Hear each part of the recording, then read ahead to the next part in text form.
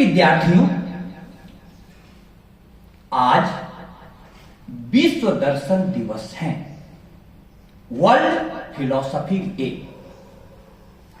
हरदेव जोशी राजकीय कन्या महाविद्यालय में भारतीय ज्ञान परंपरा केंद्र के अंतर्गत विश्व दर्शन दिवस पर हम लोग दर्शन को समझने का प्रयास करेंगे। आप सभी विद्यार्थियों को यह जानना चाहिए, भारतीय संस्कृति का सबसे पहला विषय दर्शन था। दर्शन। और आप अभी बीएससी की छात्रा हैं, जब एमएससी करके पीएचडी करेंगे तो किसी भी विषय का पीएचडी जो होता है उसका फुल फॉर्म है doctorate in philosophy. Her subject के मूल में फिलॉसफी आ गई, दर्शन आ गया। तो वर्ल्ड फिलॉसफी डे यूनेस्को द्वारा विश्व के सारे विचारकों, दार्शनिकों को मिलाकर एक विचार को आगे बढ़ाने के उद्देश्य से मनाया जाता है। नवंबर के तीसरे सप्ताह में गुरुवार को, और आज गुरुवार है 20 नवंबर को विश्व दर्शन दिवस पर हम लोग यह चर्चा कर रहे हैं। अब यह समझने की बात है कि भारतीय संस्कृति का शब्द है दर्शन और वेस्टर्न कल्चर का शब्द है फिलॉसफी। इन दोनों में भी अंतर है। फिलॉसफी बना है philos plus sophia. Philos means love, sophia means wisdom. Wisdom के साथ लव होता है, उसको फिलॉसफी कहते हैं। यानी उसमें विचार की प्रक्रिया को महत्व दिया जाता है। वहां के लोग विचारक होते हैं। भारतीय संस्कृति में विचारक नहीं, दृष्टा होते हैं। दृष्टा, यहां शब्द है दर्शन। अब आपको सरल उदाहरणों से समझाऊं कि दर्शन और विचार में क्या अंतर होता है। आप यदि किसी के भी बारे में विचार कीजिए, सोचिए, कितना भी सोचिए, लेकिन आपका ज्ञान उस लेवल का नहीं होगा यदि आपको जिस लेवल पर किसी के दर्शन करने से हो सकता है। कल्पना करो, तुम घर से बाहर हो, मां की तबीयत खराब है, खूब सोच रही हो कैसी होगी मां, किन परिस्थितियों में होगी। कितना भी सोचने से मां की हालत के बारे में उतना नहीं जान सकती हो जितना यदि मां के पास पहुंचकर उसके दर्शन कर लो। एक छोटी सी कहानी से आपको और स्पष्ट हो जाएगा। एक राजा अपने जनता का हाल चाल जानने के लिए निकला और रास्ते में एक भिखारी मिला। राजा ने पूछा, बोलो तुम्हें क्या चाहिए। भिखारी की आंखों में आंसू आ गए। भिखारी ने कहा कि हे राजन, जो मेरे को देखकर यह नहीं सोच सकता कि मुझको क्या चाहिए, उनको मेरे शब्द क्या बता पाएंगे कि हमें क्या चाहिए। यह दिखाई राजा को नहीं दिया कि भिखारी को क्या चाहिए। प्यारे विद्यार्थियों, इसलिए दर्शन का बहुत महत्व है। अब आज के विश्व को देखो ध्यान से। आज सबसे बड़ा संकट क्या आया है? सबसे बड़ा संकट यदि मानो तो वह है जलवायु संकट, पर्यावरण का संकट। सबसे बड़ा संकट है। दूसरा सबसे बड़ा संकट है मन का संकट। मन के कारण पूरे विश्व के भिन्न भिन्न भागों में युद्ध चल रहे हैं। एक देश दूसरे साथ देश के साथ लड़ रहे हैं, एक राज्य दूसरे राज्य के साथ लड़ रहे हैं। इतना ही नहीं, एक परिवार दूसरे परिवार के साथ लड़ रहे हैं। परिवार की तो बात छोड़ दो, बात यहां तक आ गई कि एक व्यक्ति दूसरे व्यक्ति के साथ लड़ रहा है। हम लोग संघर्ष में जी रहे हैं, संघर्ष में जी रहे हैं। अब यह बात सोचना होगा कि ऐसी स्थिति क्यों बनी और इसका समाधान क्या है। इतना संघर्ष क्यों बढ़ते जा रहा है। सोचने के दो ढंग हो सकते हैं। एक सोचना मेरा यह हो सकता है कि मैं अलग हूं और तुम अलग हो। यदि मैं अलग हूं, तुम अलग हो, तुम हमारे लिए पराया हो, तब हम दोनों में एक रिश्ता जो बनेगा वो संघर्ष का बनेगा, संघर्ष का बनेगा। भारतीय संस्कृति ऐसे नहीं सोचती है, हमारे ऋषि ऐसे नहीं सोचते हैं। हमारे ऋषि अलग अलग कर करके नहीं सोचते हैं। जैसे इस धरती पर कोई इंडियन है, कोई अमेरिकन है, हम लोग हिंदुस्तानी है, कहीं पाकिस्तानी है, कहीं अफगानिस्तानी है, कहीं ईरानी है। अलग अलग देश हो गया, अलग अलग देश हो गया।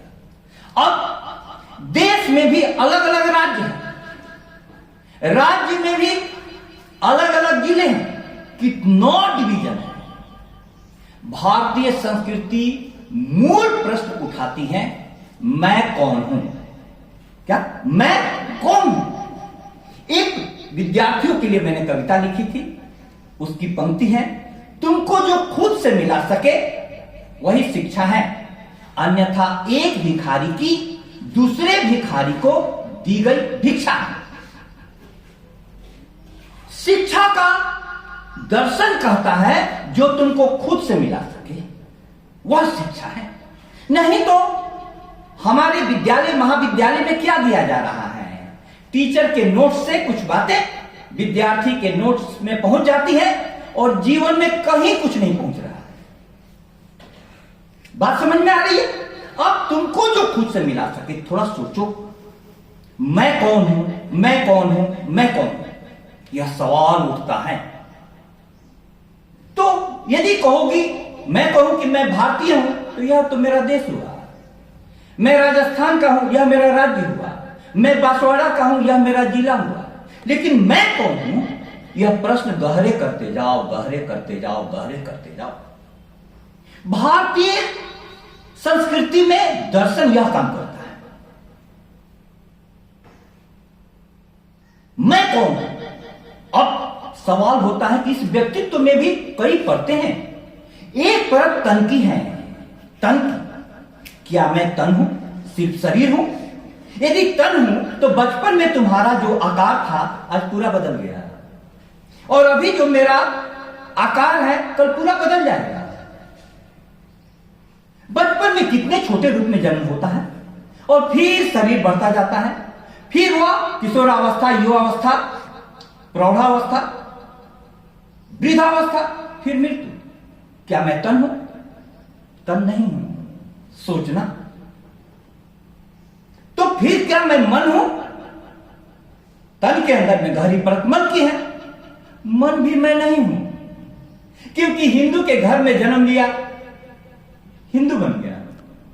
मुसलमान के घर में जन्म लिया, मुसलमान बन गया। ईसाई के घर में जन्म लिया, ईसाई बन गया।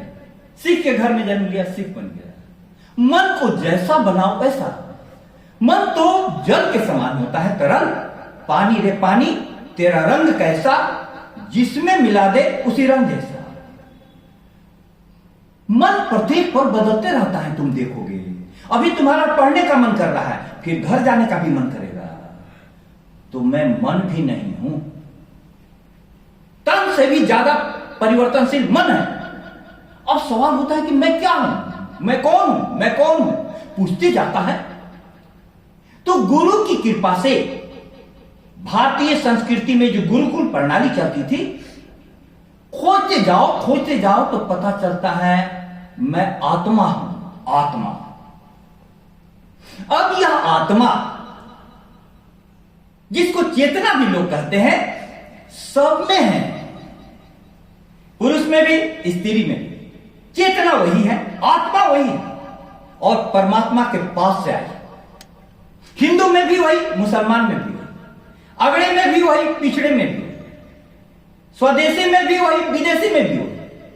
यहां तक कि हमारे ऋषि कहते हैं मनुष्यों में जो आत्मा है वही पशु पक्षियों में भी है। पशु पक्षियों में ही नहीं, हमारे ऋषि और गहरे गए, वे बोलते हैं वही आत्मा पेड़ पौधों में भी, सजीव के अंतर्गत सब आते हैं, उनमें भी भावना है। जगदीश चंद्र बोस की जो सबसे गहरी खोज थी, उन्होंने पौधों में संवेदना की खोज की। अब मैं आत्मा हूं, मैं आत्मा हूं, मैं आत्मा हूं, मूल तत्व पकड़ में आ गया, मूल तत्व पकड़ में आ गया। सब में वही आत्मा है, सब में वही आत्मा है। तो क्या दर्शन निकलता है, क्या दर्शन निकलता है? सब में वही आत्मा है तो आत्मवत सर्वभूतेषु यह पश्यति स पंडितः, अर्थात स्वयं के समान जो सबको देखता है वही पंडित है। सरल शब्दों में कहें तो कबीर दास ने कहा, पोथी पढ़ पढ़ जगमुआ पंडित भया न कोई, ढाई आखर प्रेम का पढ़े सो पंडित हो। प्रेम, अब एकत्व के दर्शन से सब जगह आत्मा चेतना संसार चैतन्य से पूर्ण है। विज्ञान भी खोज करते गया तो सबसे पहले उसने पाया कि मैटर सब कुछ है। मैटर के अंदर गया, पदार्थ को तोड़ते गया तो इलेक्ट्रॉन, प्रोटॉन, न्यूट्रॉन, उसके भी अंदर गया तो उसको तरंग का पता चला। अब जैसे जैसे हम गहरे जाते हैं, हमको एक सूत्र मिलता है कि सब में एक तत्व है, आत्मा या चेतन।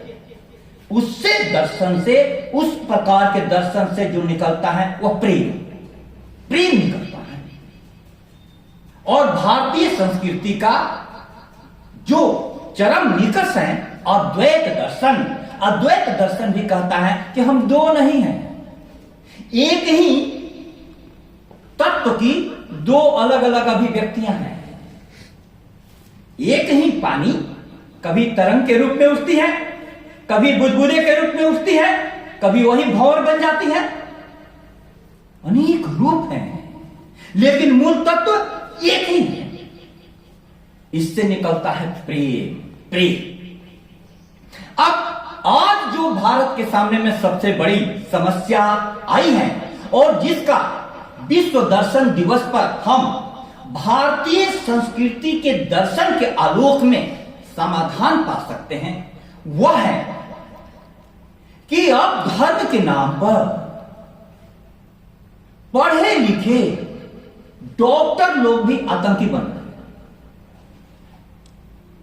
एक समय था कि शिक्षा का प्रचार प्रसार कर दो तो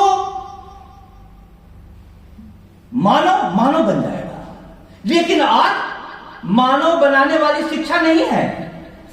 आज शिक्षा क्या बना रही है? डॉक्टर बना रही है, इंजीनियर बना रही है,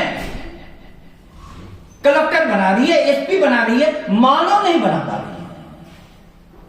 अब यह जो मानव बनाने वाली शिक्षा आज कैसे, उसको रोकना पड़ेगा। आधुनिक शिक्षा ने हम पर ऐसी मान्यताएं ला दी हैं, हर व्यक्ति खुद से दूर दौड़ रहा पाने को गादी है। लोग किसके पीछे भाग रहे हैं? धन, पद, प्रतिष्ठा, ये बाहरी उपलब्धियां हैं। धन बाहर मिलता है, कितना भी धन कमा लो तुम्हारी आंतरिक प्यास नहीं बुझेगी। पद बाहर होता है, कितना भी पद कमा लो तुम्हारा पद ऊंचा नहीं उठेगा, क्योंकि बड़े बड़े पदों पर भी जाकर के लोग ऐसे काम कर रहे हैं जिसको मानव का काम नहीं कहा जा सकता। कितनी भी प्रतिष्ठा बढ़ा लो तुम परम रूप से प्रतिष्ठित नहीं होगे। इसीलिए आचार्य ओशो कहते हैं कि धन के पीछे जो भागता है वह वस्तुतः भाग रहा है गलत चीज के पीछे। उसकी खोज क्या है? परम धन की। जो पद के पीछे भाग रहा है वो भाग रहा है, लेकिन गलत चीज के पीछे। उसकी खोज क्या है? परम पद की। जो प्रतिष्ठा चाहता है उसकी चाह तो ठीक है, लेकिन गलत चाह रहा है, दूसरे से प्रतिष्ठा। उसकी चाह असल में होना चाहिए परम प्रतिष्ठा की। वह कौन है? स्वयं। स्वयं स्वयं को पालो। अब हमारी संस्कृति ने इसी को खोजा था। आज क्या हो रहा है? बंधे बंधाए उत्तरों में हम आज इतने खप से गए हैं, मूल प्रश्न जीवन के कहीं दब से गए हैं। कोई भी आज पूछता है मैं कौन हूं, मैं कौन हूं? पूछते हो? नहीं। सब्जेक्ट के बारे में पूछते हैं, अपने बारे में तो कुछ पूछते ही नहीं। बंधे बंधाए उत्तरों में हम आज इतने खप से गए हैं, मूल प्रश्न जीवन के कहीं दब से गए हैं। भरी भीड़ में हम आज इतने अकेले हो गए हैं, बुनियाद की धरती पर हर सिमत जलजले हो गए। कितनी भीड़ बढ़ गई, कितनी जनसंख्या बढ़ गई। हर जगह हर तरफ बेशुमार आदमी, फिर भी तन्हाइयों का शिकार आदमी। क्यों? क्योंकि तुम तन्हा रहोगे। धरती पर अकेले आए हो और अकेले जाना होगा। बीच में लोग मिलते हैं। तो भारतीय संस्कृति का सबसे पहला विषय दर्शन ने कहा था कि सबसे पहले अपने को ढूंढो। इसलिए तुम देखोगे कि सारे विश्वविद्यालय गोल्ड मेडल देते हैं, लेकिन जिनको गोल्ड मेडल दिया जा रहा है उनको जिंदगी मिट्टी का भी मेडल नहीं दे रही है। उनकी नौकरी नहीं लग रही है और वे गलत रास्तों पर जा रहे हैं। तो मेरी कविता की अंतिम 4 पंक्ति थी, विश्वविद्यालय का गोल्ड मेडलिस्ट सड़क पर खड़ा था, उपाधियों के ढेर तले उसका अरमान पड़ा था। परीक्षा जिंदगी की आज वह फेल हो गया था, अनमोल सा हीरा बेमोल सेल हो गया था। अनमोल सा हीरा, तुम्हारा जीवन बहुत अनमोल है। अब देखो, डॉक्टर उमर ने अपने कार में बैठ करके विस्फोटक रख करके अपने को भी उड़ा लिया। ऐसा कौन सा संदेश दिया जा रहा है धर्म के नाम पर? ये कौन सा धर्म है? कौन सा धर्म है? आज प्रश्न उठने लगे हैं विश्व में सब जगह कि धर्म के नाम पर व्यक्ति जिहादी बन जा रहा है और कहीं भी विस्फोटकों से दूसरे को तो उड़ा ही रहा है, अपने को भी उड़ा रहा है। ये क्या हो गया? क्या हो गया? सोचना होगा। तो प्यारे विद्यार्थियों, भारतीय दर्शन इस संदर्भ में यह कहता है कि धर्मों में भी जो अलग अलग भेद हैं वह भी ऊपरी भेद है, क्रियाकांड का भेद है। मुसलमान नमाज पढ़ता है, हिंदू पूजा करता है। मुसलमान मस्जिद जाता है और हिंदू मंदिर जाता है। ईसाई चर्च में जाता है, सिख गुरुद्वारे में जाता है। ये अलग अलग हैं। जिस प्रकार से हिंदू का, मुसलमान का, सिख का, ईसाई का, सबका विज्ञान एक है। विज्ञान तो एक है। यदि एक वैज्ञानिक ने ढूंढा कि पृथ्वी हमें अपनी ओर खींच लेती है, ग्रेविटेशन पावर है, गुरुत्वाकर्षण शक्ति पृथ्वी में है, कौन नहीं मानता है? हिंदू भी मानता है, मुसलमान भी मानता है, सिख भी मानता है, ईसाई भी मानता है। लेकिन भारतीय संस्कृति का पहला विषय दर्शन ने यह कहा कि यदि ग्रेविटेशन फोर्स है, पृथ्वी अपनी ओर खींचती है, तो परमात्मा भी है, लेविटेशन फोर्स भी है, वो भी अपनी ओर खींचता है। अब कैसे? समझो। एक बीज को हम बोते हैं जमीन में। बीज जब जड़ें फैलाता है तो किधर जाता है? नीचे की ओर। ठीक है। लेकिन बीज जब अंकुरित होता है तो किधर जाता है? ऊपर की ओर। इसको नहीं मानेंगे कि एक तरफ ग्रेविटेशन फोर्स है तो दूसरी तरफ लेविटेशन फोर्स है। परमात्मा भी खींचता है। एक परम सत्ता है, सब में तेरा रूप समाया, कौन है अपना कौन पराया, सब में तो वही है। भारतीय ऋषियों ने दर्शन से यह पाया, सर्वम खलविदम ब्रह्म, सब जगह वही ब्रह्म है। ब्रह्म माने फैलता हुआ, एक्सपेंडिंग यूनिवर्स की आज भी विज्ञान अवधारणा मानता है। ये बात आपको समझ में आ रही है? फैलता हुआ ब्रह्म आज भी हिमालय बढ़ रहा है। अब भारतीय दर्शन को के आलोक में कोई हिंदू, मुसलमान, सिख, ईसाई, सब में, सारे धर्मों में भिन्न भिन्न प्रकार के लोग हैं। आज देखो, यह कहा जा रहा है कि कट्टरता हिंदू में भी बढ़ रही है और मुस्लिम तो पहले से कट्टर है ही, पहले से कट्टर है ही।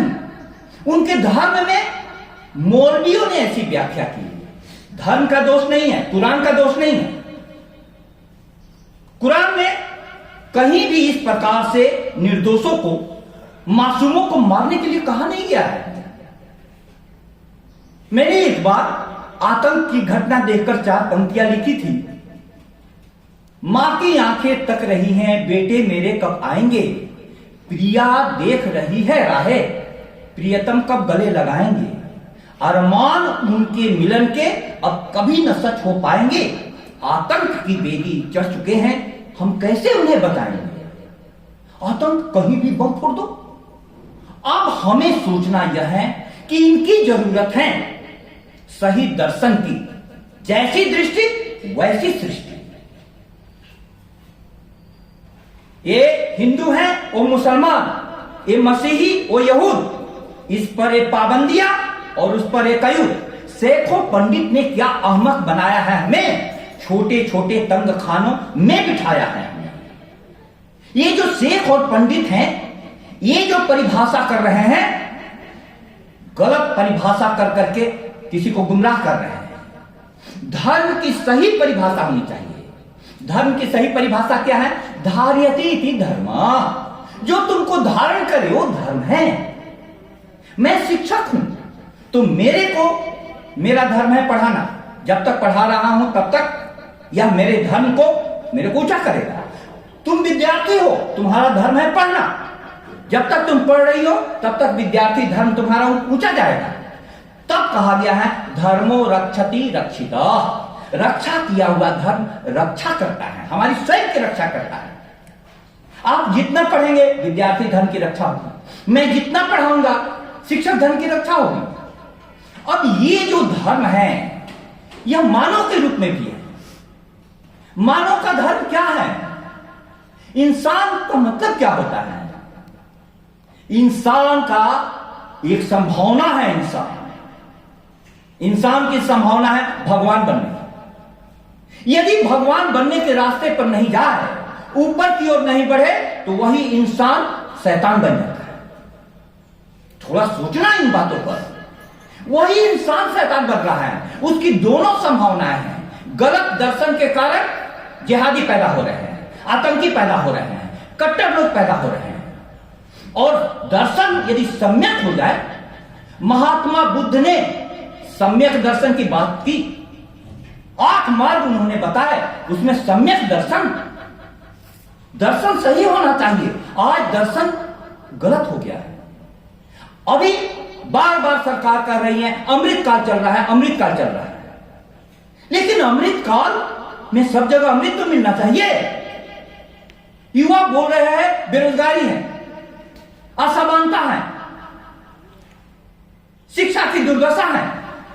अमृत काल कहां है? अमृत काल सिर्फ बोलने से और लिखने से नहीं आएगा, सम्यक दर्शन से आएगा। सुधा कल्पना मात्र, गरल का दावा 16 आने सच है। कभी किसी ने चखा न देखा, केवल नाम चला आता है, पर विष बिकता चौराहे पर, जो खाता है मर जाता है। तुमको कहीं अमृत मिला है? सुधा कल्पना मात्र, गरल का दावा 16 आने सच है। जहर का दावा 16 आने सच है पूरा।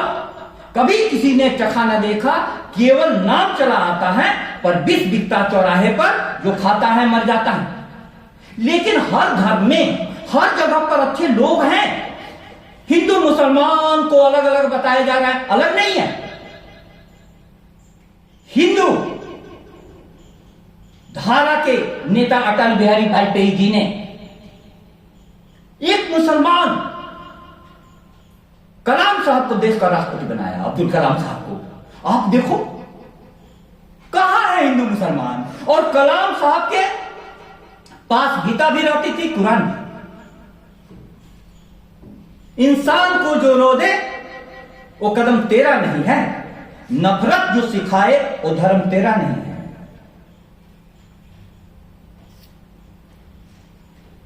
कुरान न हो जिसमें वो मंदिर नहीं तेरा, गीता न हो जिसमें वो हरम तेरा नहीं है। तू अमन और सुकून का पैगाम बनेगा तो हिंदू बनेगा, न मुसलमान बनेगा। सबसे बड़ी जरूरी है, आज विश्व दर्शन दिवस पर हमने यही चर्चा की कि इस विश्व को सम्यक दर्शन के रास्ते पर कैसे लाया जाए। इसके लिए हम सभी विचार करें, गलतियां कहां हो रही हैं। जो भी जिहादी बन रहे हैं उनके लिए भी सऊदी अरेबिया में जगह जगह अच्छे शिक्षक भेजे जा रहे हैं। इनको समझाया जाए मारने से क्या मिलेगा, विस्फोट में उड़ाने से क्या मिलेगा। ईर्ष्या द्वेष ये सब तो खरपतवार की तरह है, हर जगह उग आते हैं। लेकिन प्रेम का फूल खिलाना पड़ता है, गुलाब खिलाना पड़ता है आपको बगिया में। खरपतवार तो जितना उखाड़ो फिर बढ़ जाते हैं, न खाद देना पड़ता है, न पानी देना पड़ता है, बढ़ते जाते हैं। ये जो गलत रास्ते के लोग हैं बढ़ते जा रहे हैं। लेकिन इसके बीच में हमें गुलाब का फूल खिलाना पड़ेगा। और उस गुलाब को फूल को खिलाने के लिए राष्ट्रीय शिक्षा नीति में भारतीय ज्ञान परंपरा केंद्र की स्थापना हर शिक्षालय में की गई है। आज हमें उस दर्शन की ओर लौटना होगा जो बोलती थी माता भूमि पुत्रोहम पृथिव्या। मां भूमि हमारी माता है और हम इस पृथ्वी के पुत्र हैं। भारतीय नहीं, अमेरिकन नहीं, किसके पुत्र है? पृथ्वी के। हमारे दृष्टा ऋषियों ने कैसे मंत्र दिए हैं? उन्होंने क्या कहा? वसुधैव कुटुंबकम, पूरी वसुधा ही हमारा परिवार है। तुम थोड़ा सोचो, एक जगह की हवा, दिल्ली की हवा प्रदूषित हो गई तो वहां अमीर हो चाहे गरीब, उसी हवा में सबको सांस लेना पड़ेगा, उसी हवा में सबको सांस लेना पड़ेगा। पूरे विश्व में कहीं जल प्रदूषित हो जाता है तो वही पानी सब जगह जाएगा। हम सभी अस्तित्व में एक दूसरे से जुड़े हुए हैं। यहां तक कि सूरज जो करोड़ों मील दूर है वो भी हमसे जुड़ा हुआ है। सूरज जिस दिन बुझेगा उस दिन हमारा जीवन बुझ जाएगा। इसीलिए मैं अपनी वाणी को यह कहते हुए विराम दे रहा हूं कि हमें डॉक्टर, इंजीनियर तो बनाना ही है, लेकिन इसके ऊपर एक इंसान बनाना है, मानव निर्माण वाली शिक्षा। एक कवि ने बड़ा प्यारा कहा है, बांट देगी सियासत हमें दो तरफ, हम जो मंदिर मस्जिद बनाते रहे। शिक्षालय बनाने की जरूरत है, ज्यादा से ज्यादा वो भी चाहिए, लेकिन ज्यादा शिक्षालय, मानव निर्माण करने वाला शिक्षालय। बांट देगी सियासत हमें दो तरफ, हम जो मंदिर मस्जिद बनाते रहे। पीने का जिनको सलीका न था, मैं कदे उनकी किस्मत में आते रहे, मैं कदे उनकी किस्मत में आते रहे। लेकिन आप एक बात जान जाओ, ऋषियों की दृष्टि जो है वसुधैव कुटुंबकम, ऊंचाई पर जाने से। आप यहां पर हैं, आपको बाहर के लोग नहीं दिखाई दे रहे हैं, लेकिन आप ऊपर चले जाइए, पूरा बांसवाड़ा ही नहीं पूरा राजस्थान दिखाई देगा। अंतरिक्ष से जब राकेश शर्मा गए तो इंदिरा गांधी जी ने पूछा था कि आपको ऊपर से भारत कैसा दिखाई दे रहा है, तो उन्होंने कहा सारे जहां से अच्छा हिंदुस्तान हमारा। लेकिन ऊपर से तो पूरी पृथ्वी दिखाई देती है। ये तो प्रेम है अपना। तो हिंदुस्तान के प्रति प्रेम आपको पृथ्वी के प्रति प्रेम करने से नहीं रोकता। अभी भारतीय संस्कृति विश्व को अपने दर्शन विषय के द्वारा एक नई दृष्टि दे सकती है। लेकिन दर्शन विषय स्कूलों में नहीं पढ़ाया जाता है। दर्शन विषय महाविद्यालयों में और विश्वविद्यालयों में भी पढ़ने वाले बहुत कम है और टीचर भी बहुत कम है। गोविंद गुरु महाविद्यालय की फिलॉसफी डिपार्टमेंट की हेड प्रोफेसर डॉक्टर रंजना रानी बोलते हैं कि दर्शन के बारे में गहरी जितनी बातें हमको पढ़नी है, कोई पढ़ने वाला नहीं मिल रहा, कोई समझने वाला नहीं मिल रहा है। अब कॉलेज स्कूल तो खुल रहा है सब जगह खूब, लेकिन कोई पढ़ाने वाला तो होना चाहिए ना। सरकारों को भी ये सोचना चाहिए कि बिल्डिंग मानव तैयार नहीं करते, मानव कौन तैयार करते हैं? शिक्षक। इसलिए विद्यार्थियों, हमें यह जानना होगा कि आज हम लोग बाहरी सतह पर ज्यादा मेहनत कर रहे हैं, बिल्डिंग बना दी स्कूल के नाम पर। ऐसे नहीं, टीचर चाहिए जागा हुआ, आत्म जागृत शिक्षक। मूरत संवारने में बिगड़ती चली गई, पहले से हो गया है जहां और भी खरा। रोशन हुए चराग तो आंखें नहीं रही, अंधों को रोशनी का गुमा और भी खरा। कितनी भी रोशनी है, तुम्हारी आंखें नहीं हो तो इस रोशनी को देख सकती हो? नहीं। प्यारे विद्यार्थियों, इस आंखों की रोशनी से तुम्हें समान भी दिखाई दे रहा है, इंसान भी दिखाई दे रहा है। इसीलिए हमारे महाविद्यालय का ध्येय वाक्य क्या है? विद्या ज्योति परम। उस विद्या ज्योति को जलाने की जरूरत है, जिससे हमको इसी इंसान में बैठा हुआ भगवान भी दिखाई दे। विश्व दर्शन दिवस की बहुत बहुत शुभकामना।